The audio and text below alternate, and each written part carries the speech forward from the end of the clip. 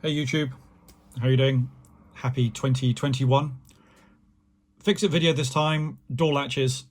So these are some door latches that have been on my house since it was built. You can see it's a pretty heavily trafficked door handle. You'll notice that it no longer opens and closes as you would expect. There's a little bit of metal here. And what you really want is the door latch to behave like this. So when you press it, it swings opened and closed. And it's a little bit more robust as it moves around. So this is a quick fix video. I've already replaced this one with a new mechanism. So this is the spring, and what you'll see is that in the broken one, let me get the broken piece. So here's the broken piece, and that's the bit that snapped off. So you'd expect it to go like that, looking very similar to this. And unfortunately, over time, it's worn out. So I picked up these on eBay and wanted to replace them. So let's go about how do you replace this. So first of all, there's this spring clip mechanism here, which essentially holds the actual mechanism together. These two ears prevent the actual handle from moving outside of its expected range, and then underneath here that would normally latch on to the back of the mechanism on this case. So for me, what I found, which was able to get this off, is that I just levered the actual little clip, and as you can see here, just levering it off. It may spring away, but you can lever underneath it, just get underneath it like that, and eventually you'll be able to release it off,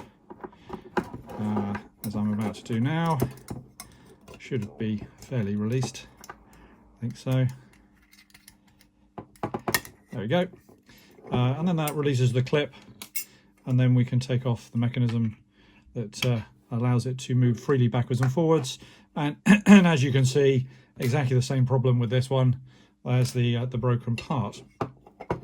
So to allow this door handle to work correctly, what I need to do is essentially cause the door handle to close back up again. So if you look at this as we stand at the moment, this isn't going to latch on and cause the door to close. So if we put it on the right way around as we have here, you can see that I need to just move this over and then snag on the top of that area here. Actually, it's easier if you because we're not actually under load at the moment. Let's put it under like that, and let's bring the door handle from up and underneath like this, so you can probably see now there's the door handle that way. And if I then compress the spring, it's got itself caught, and now if I slide this over the top, this is now going to, I wonder if it's that way around or if it's, I don't think it makes any difference. That looks to be the one where the coils were.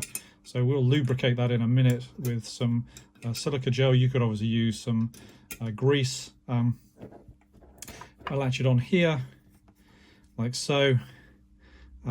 We are then now in a position where the spring will then move freely under its own steam.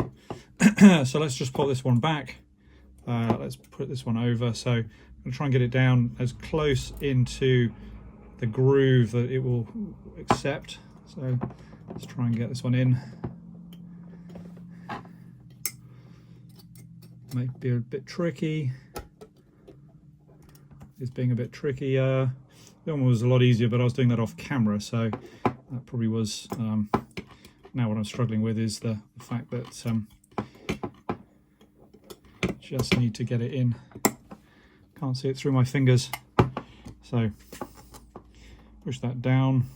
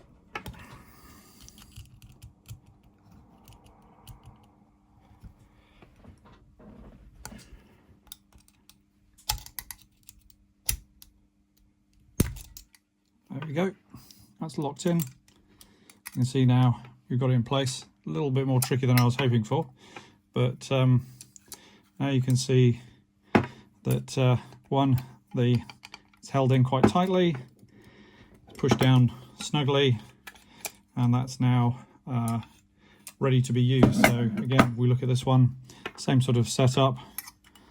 It's under its little catch. When it's not under load, it's doing that. So I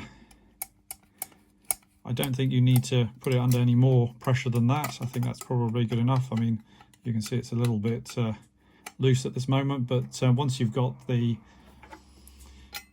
core in there between these two, and you can then obviously see that now no movement as far as that's concerned. Sorry, now you can see the core between there. Now you can see there's no movement. So relatively inexpensive fix, bought off eBay. They're probably a couple of pounds for 6 of them.